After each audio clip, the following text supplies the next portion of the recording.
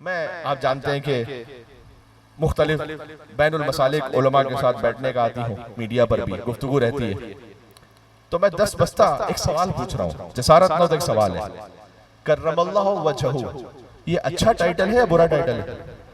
बताओ भाई, अच्छा है ना, बुरा तो नहीं है ना? तो आप किसी और बुजुर्ग के साथ लगा दीजिए फिर इसे।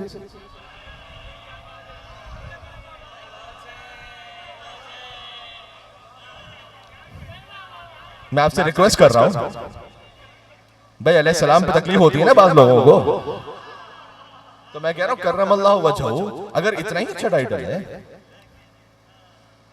कर्रमल्लाहु वजहू का मतलब है कि जिसके चेहरे को अल्लाह ने करामत अता की, जिसके चेहरे को अल्लाह ने इज्जत अता की है, तो ये लगा दीजिए किसी और बुजुर्ग के साथ, हजरत फलां कर्रमल्लाहु वजहू लगाइए। कहना ये तो नहीं कह सकते, ये तो फकत अली के साथ कहेंगे। क्यों? क्या इसलिए कि ये चेहरा कभी बुतों के आगे नहीं झुका था। हाय हाय हाय, पता नहीं मेरी कितनी बात पहुंच रही है। चूंकि ये चेहरा कभी बुतों के आगे नहीं झुका था, इसलिए फकत अली को कहा जा सकता है कर्रमल्लाहु वजहू। यानी आप ये कहना चाह रहे हैं, और हक है, कि कर्रमल्लाहु वजहू का मतलब यह है कि मसलन अली 2 साल के भी थे तो अली ने बुतों को सजदा नहीं किया, कभी 3 साल के थे बुतों को सजदा नहीं किया, बचपन में थे बुतों को सजदा नहीं किया। तो देखो, अगर इमाम ना भी मानो तो सादा सी बात इतनी तो मान लो कि बच्चा तो वही करता है कि जो बाप को करते हुए देख रहा होता है। हाय हाय हाय, भाई कह दिया मैंने जो कहना था।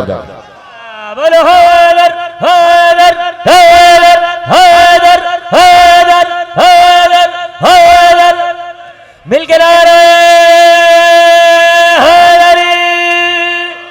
इतनी ही बुलंद मिलके नाराए सलावत। अल्लाह तमाम हो रही है। बहुत सादा सी बात कह रहा हूं ना, कर्रमल्लाहु वजहू से दलील ला रहा हूं कि भाई अली ने कभी बुतों को सजदा नहीं किया, बिल्कुल बजा है। तो 2 ही सूरतें हैं, देखो हम भागने नहीं देंगे, 2 ही सूरतें हैं। या तो ये मानो कि अली एक आम इंसान की तरह करते, तो बच्चा वही करता है कि जो बाप को देखता है। तो मैं कहना यह चाह रहा हूं कि कर्रमल्लाहु वजहू का नतीजा यह है कि या तो अली को बचपन से इमाम मानो या अबू तालिब को मोमिन मानो। यही नतीजा है इसका। अच्छा, बचपन से इमाम मानो तो फिर इमाम मानो। और अगर अली इसलिए सजदा नहीं करते थे बुतों को कि बाप को सजदा करते हुए उन्होंने कभी नहीं देखा बुतों को। देखो, अबू तालिब से जो दुश्मनी है ना, वो फजीलत की दुश्मनी है, इसलिए कि काफिर पालने का मौका सारे बुजुर्गों को मिला था। पता नहीं क्या आप सुन रहे हैं मैं क्या कह रहा हूं।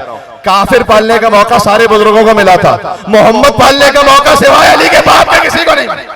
बोलो हैदर हैदर हैदर हैदर हैदर। भाई वाह वाह वाह वाह वाह वाह वाह, भाई क्या कहने हैं, वाह वाह। मिलके आखिरी नारा मौला अबू तालिब की खुशनुदी मिलके हैदरी।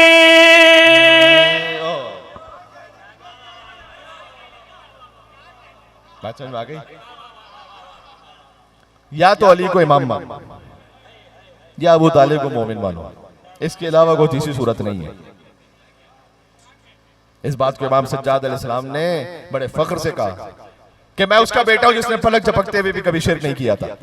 वलम युशरिक बिल्लाह तरफत ऐन, जिसने आंख के पलक झपकने के बराबर भी कभी शिरक नहीं किया।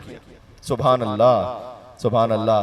तो क्या गोद है अबू तालिब की कि जो इसमें पल जाए, या नबी हो जाता है या इमाम हो जाता है? हाँ, खुदा के बाद जो सबसे बड़ा है अबू तालिब की गोदी का पला है।